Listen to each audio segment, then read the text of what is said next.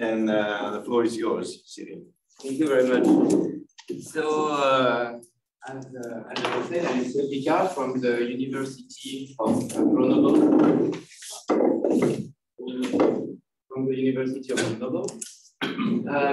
So I'm really happy to be here, and many thanks to the organizers for gathering us around this topic of liquid intrusion and extrusion in nanoporous material, and also for giving me the opportunity to present this work. So it has been done in interaction with Elisabeth Charlet in the Laboratoire Interdisciplinaire de Physique. And I will also show a few fundamental results obtained in collaboration with Xavier Catwen in Grenoble and Oscar Paris from the Mountain University in Leoben. So I will speak today about wetting dynamics, and I would like also to share with you a new approach to harvest osmotic energy based on intrusion and extrusion phenomena that I called volume swing osmosis. And actually, I will start with this last part of my title, so application, and then I will move to more fundamental results. And to introduce this application, I will give a few more figures about osmotic energy. So we already had the presentation by Rothenberg yesterday. So you understood that osmotic energy is related to the mixing energy of saline gradient. For instance, the mixing between fresh river water and seawater at estuaries. So a non-intermittent renewable energy source with a worldwide potential which is equivalent to 2,000 nuclear cores. This is approximately our current electricity consumption worldwide. This potential is not at all valorized up to now, although there are several strategies to do so. In particular, there is a method based on the usage of semi-permeable membranes. On one side of the membrane, you have fresh water. On the other side, you have seawater, salted water if you want.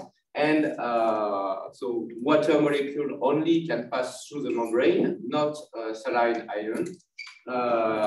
So by osmosis, you will have a spontaneous pumping of fresh water towards the saline region.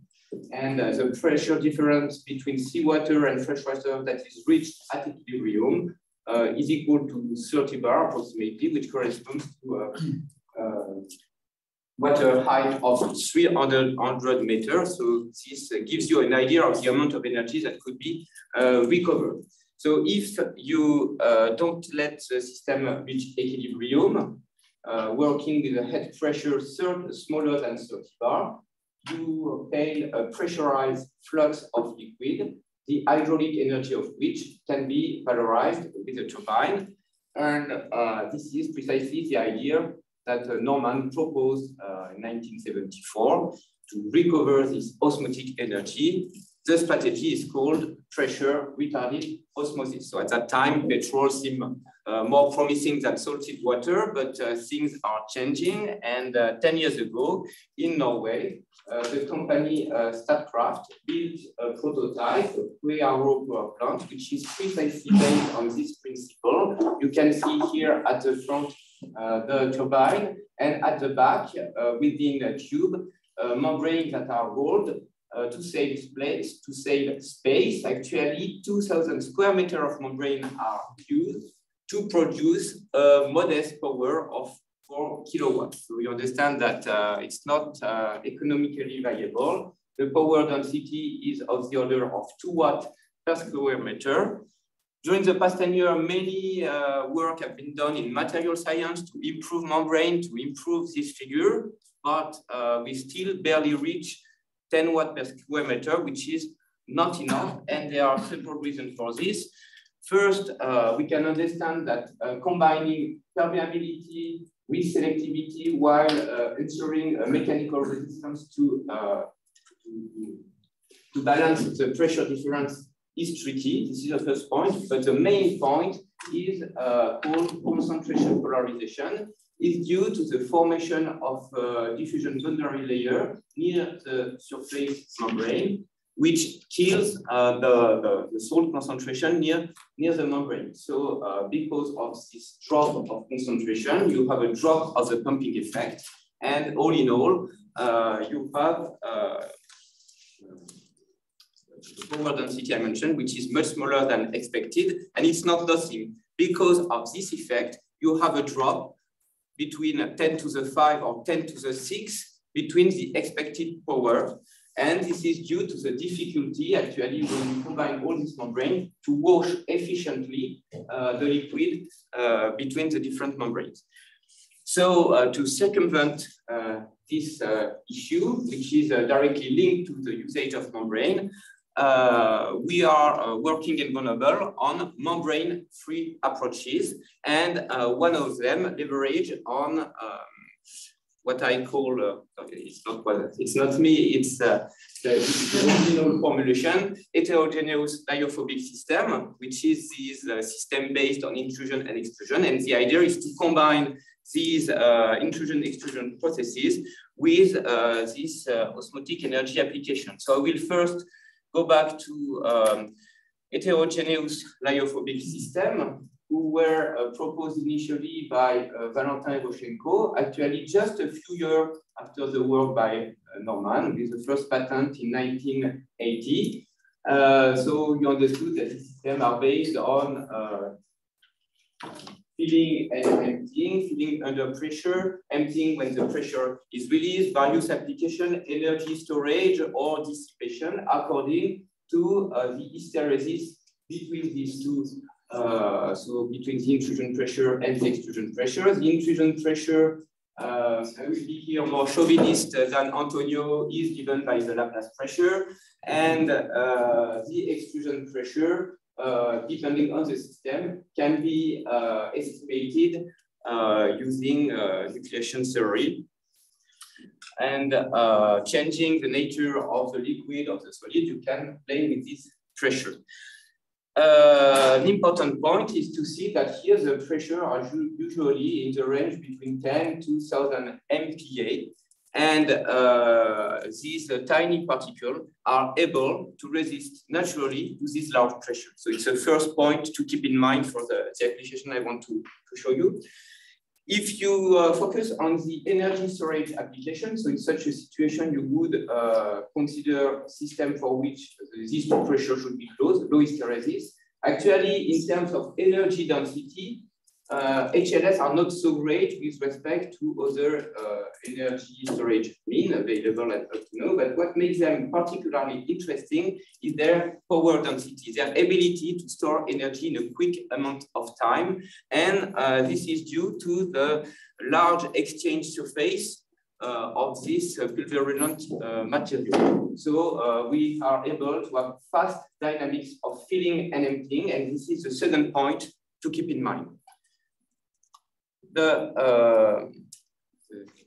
last essential ingredient is obtained when you use hydrophobic molecular sieve, such as sulfate, so materials that exclude ion from their porosity. So with this material previously mentioned, you have a cubic structure of spherical cages that are interconnected through gates with a passage, a diameter of the order of a few angstrom, just slightly larger than the size of water. And if you combine such a molecular sieve with salt solution, you observe a shift of intrusion and extrusion pressure, a linear increase according to the concentration with precisely the same slope. What we have shown is that because of the exclusion of ion out of the porosity, you have an osmotic effect and a global shift of intrusion-extrusion cycle toward larger pressure. And this shift is precisely equal to the osmotic pressure of the solution. And it works for various salts and several molecular sieves. So this is the third point, which is important for the application. So you understood that it's possible using this molecular sieve to extract pure water from salted fluid or during intrusion, or reversely recover this water during extrusion, okay, with pressure controlled by the osmotic pressure. The idea now is to alternate intrusion and extrusion with a change of liquid around the particle, which leads to the following situation. You can fill your system at low concentration, let's say pure water. Then at high pressure, you exchange the fluid around the particle, keeping the same volume of your system, and you will let him relax with an emptying of the pore that will be above the intrusion pressure with a shift that will be close to the osmotic pressure. So if you want, it's an analog, a mechanical analog to capacitive mixing.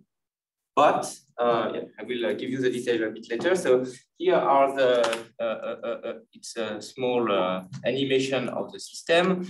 So you start, if it wants, you start with filling of the pore, then exchange of liquid, relax of the system at higher pressure, and you go back to the initial situation, and you reproduce the cycle to extract your power. So per cycle, you have an energy density, an energy that is recovered, which is equal to the difference of pressure between intrusion and extrusion, time the volume. This volume is related to the internal porosity of the material. So we actually control quite well the step 1, the step 3 that we are able to do in less than a second. And the step 4 is also okay. The tricky part is the step 2 of exchange of liquid at large pressure. Okay, and so we worked during the past year on the building of a system. I showed a picture here to be able to make such an exchange. What are the needed features for this system to work? First, we need stable and selective nanoporous matrices. For instance, ZIF8, this is the value we obtained with ZIF8. We would like to have something, a material with an hysteresis here, which is as low as possible, because when you decrease the hysteresis, you increase the energy that you can recover. And ideally, a system working at low intrusion-extrusion pressure. So it's completely different from the strategy for recovering, for storing energy, where in such a, I would say, traditional situation, you look for large intrusion-extrusion pressure. Here it's not needed.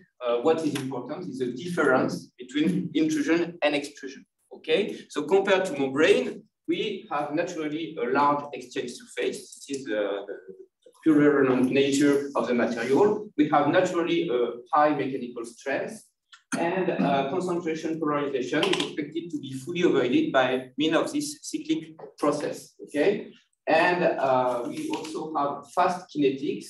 And we estimated that the cycle duration of 10 seconds, which is much faster than what you can have with capacitive mixing or other strategy relying to the formation of electrical double layer, should be reached, which would lead to a power density of the order of a few kilowatts per kilogram of powder. If you use a saturated NaCl brine, such a power density is similar to the one you can obtain with a lithium-ion battery. Okay, so it's quite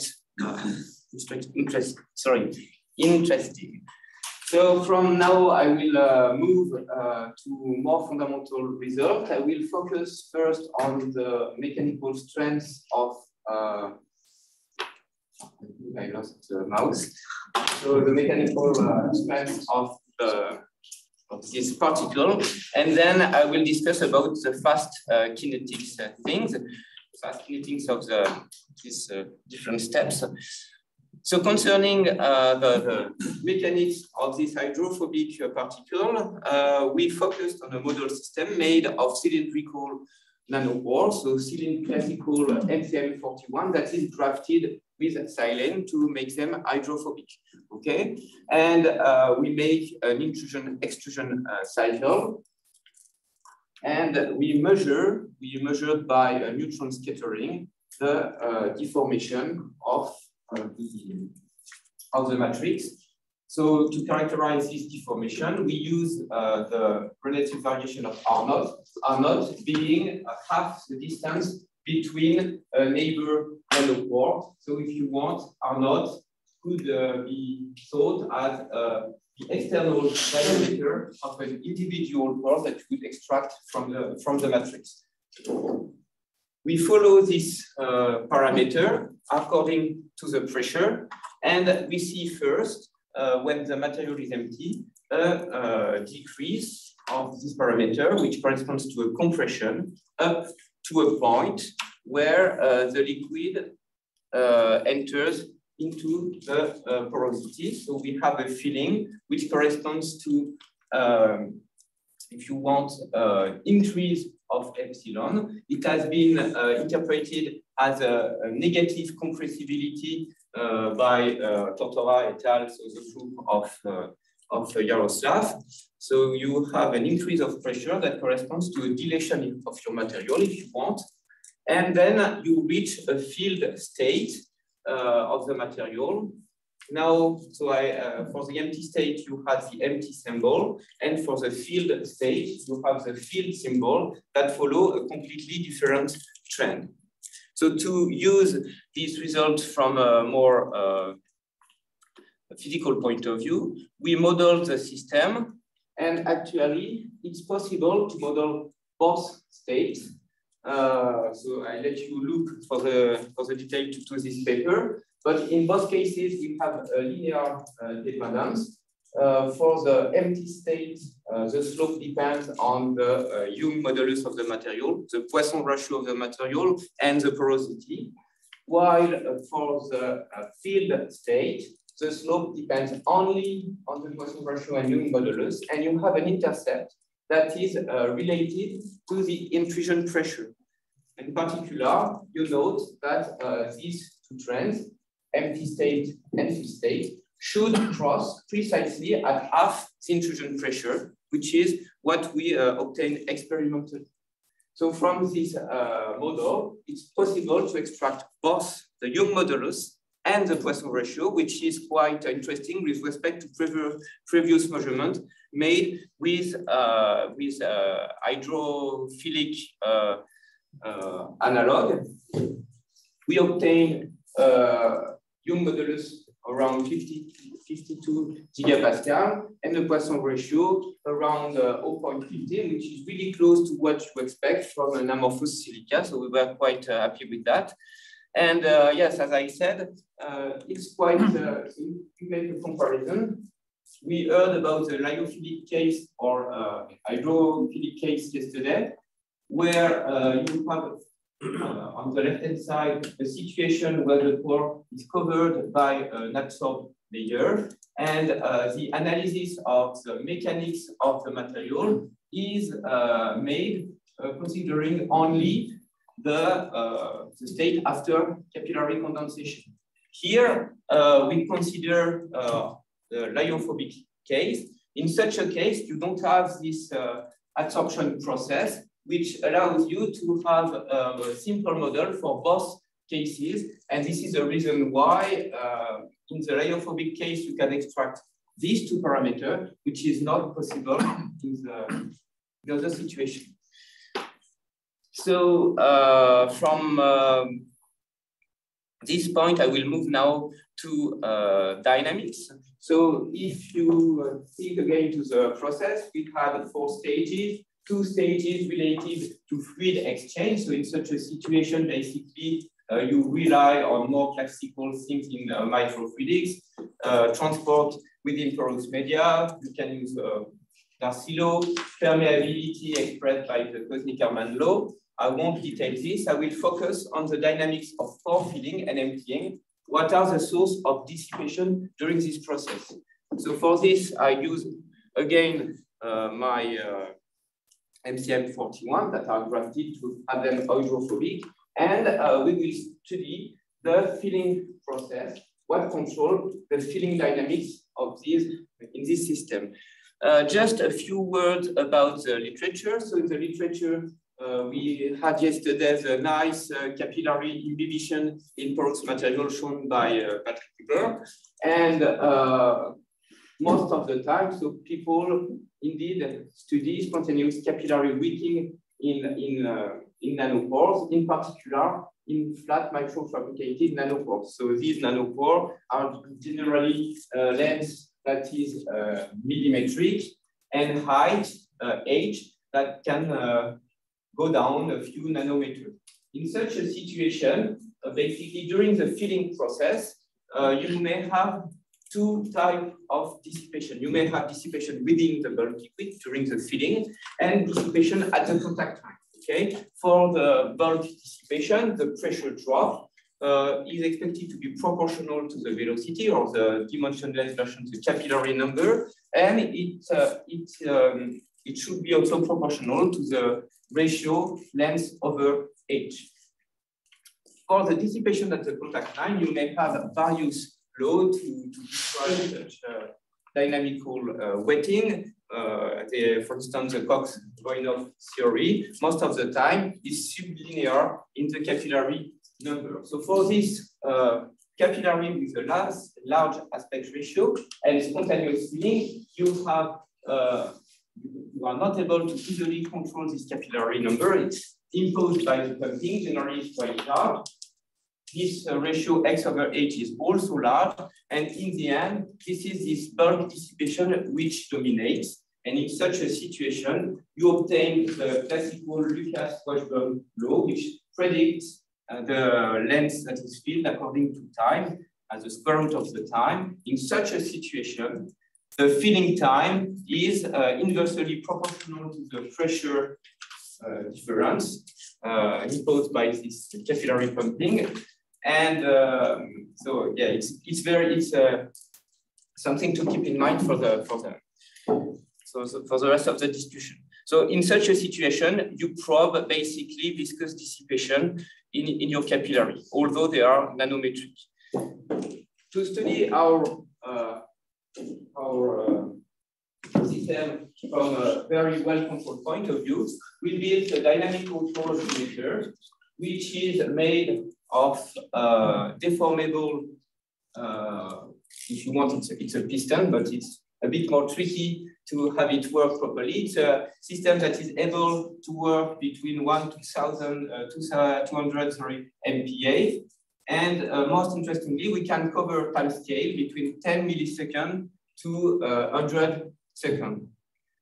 We place, and we can also play with temperature. So we place our powder immersed within the liquid of interest within this porosimeter. This experimental sample is immersed within a pressure transmitting liquid, and using a traction machine, we can control the compression rate of the system. So during the compression, we measure the pressure. We can identify precisely the position, the intrusion pressure, and more interestingly, measure precisely the intrusion time. Same thing for extrusion. So based on these measurements, we can probe the time dependence of intrusion and extrusion on 4 decades of precisely defined time scales. Okay, so we did that with our MCM, and here is what we obtained. We see that actually, indeed, the pressure, intrusion pressure, is slightly dependent on time. We have a logarithmic dependence, so that's why it's possible to have filling and emptying process on a short amount of time, because we have almost no dependence on time. And this logarithmic trend suggests that we have a thermally activated process, most probably a thermally activated depleting of the contact line from defect of the grafting. Okay, so with such material, we don't have any indication on the distribution of defects. So it's difficult to go a bit further with this analysis. Nevertheless, we can conclude that basically the dissipation is mostly at the contact point. So to be able to validate our hypothesis, we moved to another material, a material which is called periodic mesoporous organosilicate. We did it with decathlon.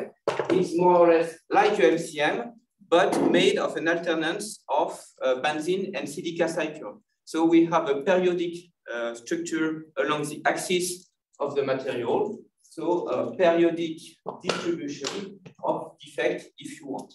To have a fully hydrophobic material, we crafted the silica ring as with the previous strategy with silane, and we obtained such approach material with two hydrophobicity and two slightly different radii. And so it's our new material to play with. We reproduce the previous measurement, and here is what we obtain. We observe again for the intrusion a logarithmic behavior at shortest time. At long time, we have a slight deviation. We will see what it is about later. And most interestingly, we have a signature that is strongly different between intrusion and extrusion. You see that during intrusion, the temperature dependence is very modest, which is not the case at all at extrusion. Okay, so I will, and also, yes, I will focus actually on intrusion, but just here you see that although we are able to measure things very precisely, even at a small time, we see here a behavior that is quite fuzzy during extrusion, and it's something we don't explain yet. Let's focus on intrusion now. Can we link this time dependence to the pore texture that we know about from X-ray diffraction? So to do so, with Elizabeth, we built a model to model this thermally activated jump. So we express the velocity of the fluid as attempt of moving forward and backwards. So the velocity is expressed as the difference between these two probability expressed from two RNUs flow. So for instance, for the forward motion, we have an activation energy that is related to the volume of the strongly hydrophobic ring times the pressure difference between the pressure difference between PS. If you want for macroscopically, it would be the Laplace pressure to wet this hydrophobic ring, and P, the pressure of the liquid. So when you have a system, when the pressure of your liquid is equal to PS, you would have a spontaneous filling of the material. Reversely, if the pressure is equal to PW, the weak hydrophobic part, we would have a spontaneous dewetting. At equilibrium, when n plus equal n minus, you reach a certain equilibrium pressure that is defined here. This equilibrium pressure is basically what we generally call intrusion pressure in a static regime. Okay, so here I have an expression for the velocity, but what I measure, this is the intrusion time, and actually we can relate statistically, we can assume that the average velocity is equal to the inverse of the intrusion time, which gives you the ability, by means of a certain time scale, to express the inverse of your intrusion time as the difference of two exponentials. Okay? If your intrusion pressure is large with respect to the equilibrium pressure, you can drop the second term, and you obtain easy simplification with an intrusion pressure that evolves as the logarithm of the intrusion time. Okay. So we did a fit of this logarithmic region, which gives you the ability to extract the inverse of this volume Vs. And as we know also by observing the different properties of the material, we can, from this first fit, actually make a fit of the full expression to give you also access to the time tau. And actually, you see that you have a very nice fit of all the points. So in the end, we have three parameters. This volume Vs, this is the slope of actual time.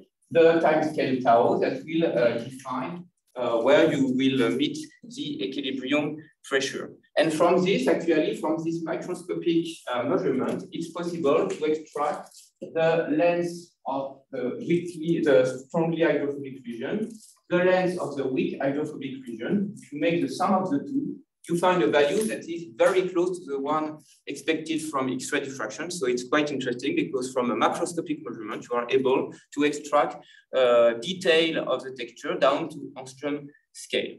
So I will skip this part where nucleation is at stake for the extrusion. We worked on this with the contribution of the light tension, and we also developed measurements of light tension, and also studied how to play with light tension. And we have shown that actually CO2 acts as a line active agent. If you want, you can tune your line tension with CO2 that spontaneously accumulate at contact line. So with this, I leave you with the key points of this presentation. I thank you for your attention, and I thank also all the PhD and technical staff well for the experiment. Thank you for your attention.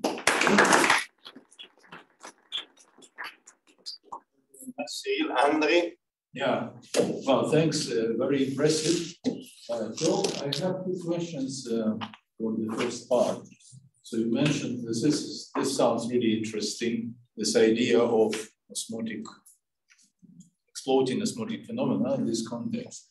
But I'm wondering, have you made any estimates of energy cost of this liquid exchange at high pressure? Yeah, this is precise. Yeah, definitely. So you will need to use a valve with a very high resistance. So here, if you want, the strategy is to have, so this is actually the piston we use. Within this piston, so it's a tube, a separation, half the piston. On one side, you will have the liquid to be injected. On the other side, the liquid that you take away. No, I understand this, but I imagine that you are using a very high resistance valve because you need to keep the pressure. No, you don't need to keep, this is what I mean. You don't need to keep the pressure because you will have the same pressure on both sides. You will have 700 bars with the liquid that is expelled out from the chamber and the same pressure on the other side. So you just transfer liquid, but both of them are at high pressure. Okay, I will have to think about that. But then another question. So you so indeed there is an energetical cost, but it's just due to this Darcy law because of transport through the. This is clear. Okay. Yeah, okay. But then, so you postulate that your ions are excluded from this pores, and the pores are like 3 nanometers typically, right? So 3 nanometers. This is for the MCN41 I use for the fundamental part, but I won't use this material for the application. For the application, I use a sieve with pores that are, for example, like this 8 much smaller. Much smaller, right? Yeah, otherwise you don't have occlusion. Yeah. So in this case, with no question. I have a small question.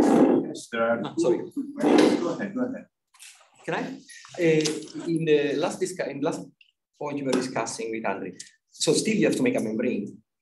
Cannot be just hydrostatic pressure, because otherwise how do you get the liquid out of your porous materials? Cannot just be pouring the solid into the next liquid and push it out. You need to do something else, right? No, you have, I mean, it won't be... you need to build an asymmetry. You need to break the symmetry of your system. No, the asymmetry is between outside and inside of the pore.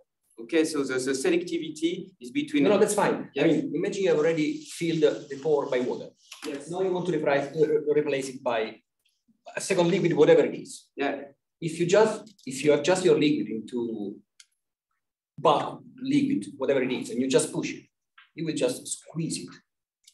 Extruding is not. Yeah, I understand. Because it's symmetric. So yeah, it's okay. I see what you mean. I will show you an additional here. So the internal structure of the system is like this. So you have your particle. We have a way to not let them flow with the liquid. At high pressure, you keep the volume constant, and we circulate the liquid. So doing so, because we are at pressure, the water which is within the particle, they can't be expelled, it remains within the particle, and we circulate, and we will have an exchange with saline outside, salt outside, and when you circulate, you remove the fresh water, and then we let the system react. We did it, it works like this. Okay. And the symmetry is, so when the only thing we have to take care about is the fact that your particle don't go away when you circulate the liquid. But it's quite a large part. I have a question, but perhaps I will ask afterwards, coffee break or whatever. Yeah. My question, I cannot understand exactly the relation between the intrusion time and the cycle time. So, because normally you can control the cycle time, but I think that you cannot control the intrusion time, right? So the intrusion, is there because in all your plots, you plot the intrusion time and not the time that you did the cycle. Precisely, so the intrusion, if you plot, so we can play with the velocity of compression. We can plot during compression the pressure according time. It's really important, pressure according time. So we can precisely measure the duration of the plateau, which gives you intrusion time. Yeah, but and something we measure. And how does this intrusion time relate with the time of the cycle?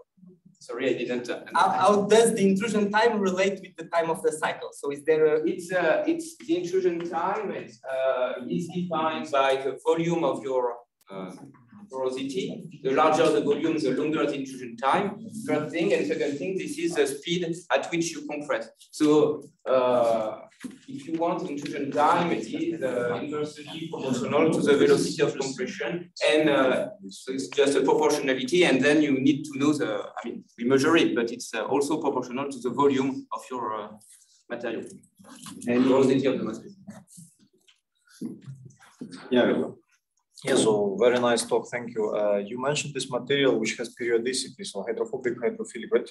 How do you check that? So the size is like very small? It's X-ray diffraction, so you can access to the periodicity. To the longitudinal periodicity. I haven't done this experiment. It has been done very nicely by Inagaki, who synthesized this material, and you indeed very well see this periodicity, which is expected also from the structure of the material. So you did it with sacs of sounds, something like that. Yeah, I guess. Yeah. Okay. So I think we're done with this session. I wanted to make a final, so to say, remark.